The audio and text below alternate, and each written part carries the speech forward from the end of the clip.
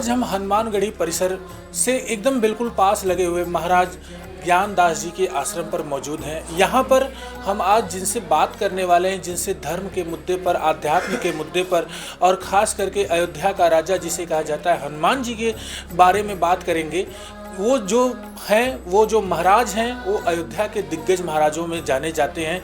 वह महाराज ज्ञानदास जी के उत्तराधिकारी श्री संजय दास जी हैं, जिनसे हम बातचीत करेंगे और हनुमानगढ़ी के साथ साथ अयोध्या की महात्मता और इसके साथ जो रामलला की प्राण प्रतिष्ठा हुई है, उस प्राण प्रतिष्ठा के बाद से क्या अयोध्या वासियों में और संत समाज के लोगों के बीच में किस प्रकार का उमंग और उल्लास दिखाई दे रहा है, इन सब बातों में हम उनसे विस्तार से जानकारी लेंगे, बातचीत करेंगे। जी महाराज जी, रामलला आ गए हैं, कहा जाता है कि रामलला आ गए तो अब राम राज्य होगा, आप इसको कैसे समझ रहे हैं? बिल्कुल ये सत्य बात है कि प्रभु राम का जो मंदिर था वह 5 सालों से इस तरह से विवादों में रहा और प्रभु श्री राम का मंदिर दिव्य और भव्य बन रहा है, जिसमें अभी प्रभु की प्राण प्रतिष्ठा हुई है।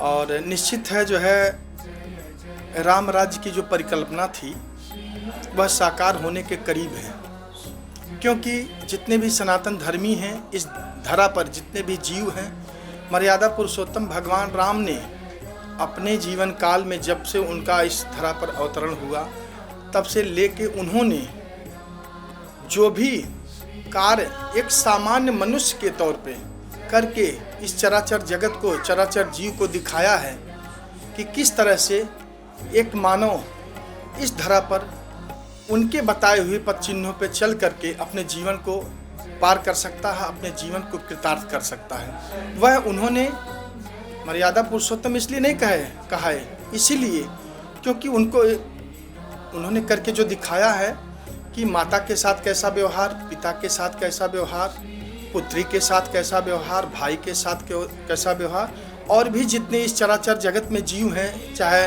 माता शबरी हों, चाहे अहिल्या हो, उनका उद्धार करना हो, चाहे केवट हो, हर तबके के लोगों को, बंदर, भालू, गीध, संपाति, जटायु, सबको उन्होंने गले लगाया, सबको उन्होंने लेके चला इस धरा पर। इसलिए उन्होंने ऐसा करके दिखाया। इसीलिए लोग कहते हैं मर्यादा पुरुषोत्तम भगवान राम, मर्यादा पुरुषोत्तम भगवान राम का जो चरित्र है वो अनुसरण करके इस जीवन के भाव को सागर से पार हुआ जा सकता है। और जो भगवान कृष्ण का जो चरित्र है वो वंदनीय है। उस बताए हुए मार्ग पे अगर व्यक्ति चलेगा, वो जो बता रहे हैं उस पर चलना चाहिए, वो जो करके उन्होंने दिखाया उस पर नहीं चलना चाहिए मनुष्य को, भगवान कृष्ण की। और जो मर्यादा पुरुषोत्तम है, इन्होंने जो करके चल के दिखाया है उस पर आदमी को, उस पथ पे चलेगा तो निश्चित है राम राज्य की स्थापना होगी। जो सनातन धर्मियों की परिकल्पना है वो निश्चित है साकार होगी। आप हनुमान जी के भक्त हैं, हनुमान जी की आप पूजा करते हैं, तो हमारे भारत देश में जो हनुमान भक्त हैं, जो राम भक्त हैं, उन हनुमान भक्तों को आप क्या संदेश और मैसेज देना चाहेंगे? देखिए, जितने भी सनातन धर्मी हैं, और यह जो परिक्षेत्र है यह राम कोट एरिया बोलता है। इस राम कोट एरिया का ये मुख्य द्वार है जहाँ पर हनुमान जी नित्य निवास करते हैं। भगवान श्री राम ने अयोध्या का राज्य लवकुश को नहीं दिया, इसलिए अयोध्या के राजा हनुमान जी हैं। माँ जानकी ने स्वयं कहा है, अजर अमर गुण निधि सित होऊं, करहीं बहुत रघुनायक छो। और प्रथम पुत्र माता ने अपने पुत्र हनुमान को ही माना है, इसलिए अयोध्या के राजा हनुमान जी ही हैं। इसीलिए ये रामकोट एरिया है, रामकोट एरिया का मुख्य द्वार है।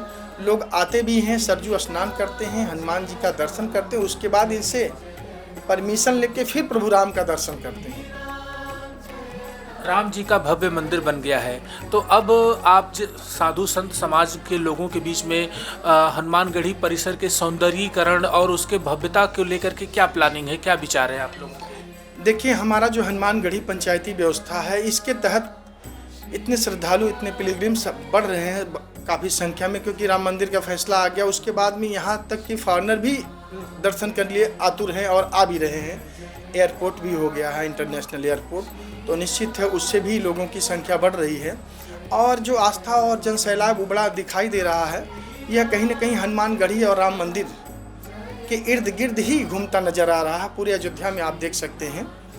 तो इसलिए हम लोगों ने भी विचार किया कि हनुमानगढ़ी का जो एरिया अंदर का वो बहुत सकरा है, सीढ़ी भी बहुत सकरी है, इसको क्यों न चौड़ीकरण किया जाए जिससे श्रद्धालुओं के किसी भी प्रकार से कोई दिक्कत परेशानी ना हो। और इसके साथ साथ हम लोग लिफ्ट भी दे रहे हैं, लिफ्ट की व्यवस्था, जिसमें 10 पैसेंजर कम से कम एक साथ जा सकते हैं और आ सकते हैं वापस, क्योंकि जो है बहुत से ऐसे दिव्यांग हैं, बूढ़े माता पिता हैं, बहुत से ऐसे लोग हैं जिनको लिफ्ट से ही लाने की व्यवस्था, क्योंकि ये किले के रूप में तब्दील है तो संभव नहीं है हर कोई जा सकता है, तो इसके लिए लिफ्ट की भी व्यवस्था की जा रही है। इसके साथ साथ प्रशासन का भी जो रिक्वायरमेंट था कि जो है महाराज जी यहाँ पे अंदर में कम जगह है, यहाँ पे अगर रेलिंग लग जाए तो उससे क्या है 2 पार्ट में बढ़ जाएगा, 2 भाग में डाइवर्ट हो जाएगा पब्लिक, तो उससे थोड़ा सा सुविधा होगा। तो उनका भी ख्याल रखा गया हम लोगों ने जो है कि किस तरह से हमें जो रेलिंग देना चाहिए, जिससे जो मंदिर का मेन द्वार है जहाँ पे हनुमान जी नित्य निवास कर रहे हैं, इसके अलावा जो पूर्वी गेट है जहाँ पे श्रद्धालु कम पसंद करते हैं जाना, क्योंकि वहाँ से हनुमान जी दिखाई नहीं देते। इसके लिए हम लोगों ने बड़ी बड़ी LED लगाया है, जिससे कि सुलभता के साथ वहीं से व्यक्ति जहाँ खड़ा है, भोग राग लग रहा है, उतनी देर तक खड़ा है व्यक्ति, तो वहाँ डायरेक्ट दर्शन कर सके और आकर के प्रसाद चढ़ा करके अपने घर की ओर प्रस्थान कर सके। महाराज जी एक बात और जानना चाहेंगे, अभी सरकार के द्वारा हाल ही में हनुमानगढ़ी के लड्डू को GI टैग दिया गया है, इस बारे में आप क्या कहना चाहेंगे? गवर्नमेंट को किस प्रकार से थैंक्स देना चाहेंगे? देखिए जो है गवर्नमेंट जो भी करती है, जो भी सोचती है, वो पब्लिक को दृष्टिगत रखते हुए अच्छा ही सोचती है, ठीक है। और हमारा जहाँ तक प्रसाद का सवाल हनुमानगढ़ी का, तो मेरा ट्रस्ट है संकट मोचन सेना और आपके पोस्ट ऑफिस, दोनों के साथ में हमारा टाई अप है। और इसके थ्रू जो है जहाँ कोरोना काल में ही जब लोग जा नहीं पा रहे थे, यहाँ मंदिर पे आ नहीं पा रहे थे दर्शन के लिए, उस समय से ही पोस्ट ऑफिस डाक विभाग ने जो है पहल किया कि क्यों न जो है हनुमानगढ़ी का प्रसाद ऑनलाइन किया जाए, जिसकी वजह से जो माताएं या जो भी ऐसे कोरोना काल में लोग नहीं आ पा रहे हैं उनको ऐसे आसानी से सुलभता हो जाए प्रसाद। तो तब से लेके अभी तक ये कार्य चल रहा है और मैं समझता हूँ डाक विभाग प्रचार प्रसार में भी बहुत ज़्यादा लगा हुआ। अदर स्टेट, यहाँ की अपेक्षा अदर स्टेट में भी जो है, यहाँ के फॉरनर भी जो है उनको भी जानकारी दी जा रही है कि हनुमानगढ़ी प्रसाद किस तरह से सुलभता के साथ आप प्राप्त कर सकते हैं। महाराज जी आखिर में एक सवाल मैं आपसे और जानना चाहूँगा, सनातन धर्मियों को तिलक माथे पर क्यों लगाना चाहिए? तिलक की क्या महत्वता है, क्या विशेषता है? देखिए हमारे हिंदू सनातन धर्म में अलग अलग संप्रदाय, अलग अलग, जैसे हम लोग रामानंदी हैं, शैव मत के लोग हैं, उदासीन हैं, निर्मल हैं, नाथ संप्रदाय है, गौड़िया हैं, मध्य गौड़ेश्वर हैं, निम्बार्क हैं, ऐसे तमाम अलग अलग पंथ हैं, ठीक है। इन्हीं सब अखाड़ा परिषद जैसे एक बना हुआ 1954 में अखाड़ा परिषद बना है, जिसके नेतृत्व में कुंभ होता है। ये 1954 में अखाड़ा परिषद का गठन हुआ था, जिसमें उस समय शंकर भारती भी अध्यक्ष हुआ करते थे सन्यासी संप्रदाय की तरफ से। उसके बाद पूज्य महंत ज्ञानदास जी जो हमारे गुरुदेव हैं वो अध्यक्ष हुए, 12 साल का उनका कार्यकाल रहा। उसके बाद नरेंद्र गिरी बाघम्बरी गद्दी के महंत जी हुए और उसके बाद अभी थोड़ा सा ऐसा आपस में थोड़ा सा डिस्प्यूट चल रहा है, विवाद चल रहा है आपस में। इन सब को जैसे 2 फाड़ हो गया अखाड़ा परिषद, तो इसमें कहीं ना कहीं मतलब ये सब चीज़ें हैं। तो मेरा कहने में इस अखाड़ा परिषद के अंतर्गत 13 अखाड़े हैं आपके। मेरा निर्वाणी अखाड़ा है, निर्मोही अखाड़ा, दिगंबर अखाड़ा, जूना अखाड़ा, महानिर्वाणी अखाड़ा, निरंजनी अखाड़ा, अटल अखाड़ा, आनंद अखाड़ा, आवाहन अखाड़ा, नया उदासीन, बड़ा उदासीन और निर्मल, ये सब मिला के टोटल 13 अखाड़े हैं। इन्हीं 13 अखाड़ों के नेतृत्व में कुंभ का संचालन होता है और इनके अंतर्गत जितने भी संप्रदाय हैं, पूरे विश्व की बात कर रहा हूँ, सब इसी में समाहित हैं। और इसका नज़ारा आप कुंभ में देख सकते हैं। जो शाही स्नान चलता है, जिसका क्रम बंधा हुआ है, किस क्रम में कौन व्यक्ति स्नान करेगा, उस क्रम में वो व्यक्ति वो अखाड़ा स्नान करता है। तो मेरा कहने का मतलब सनातन धर्म की ये रीढ़ है।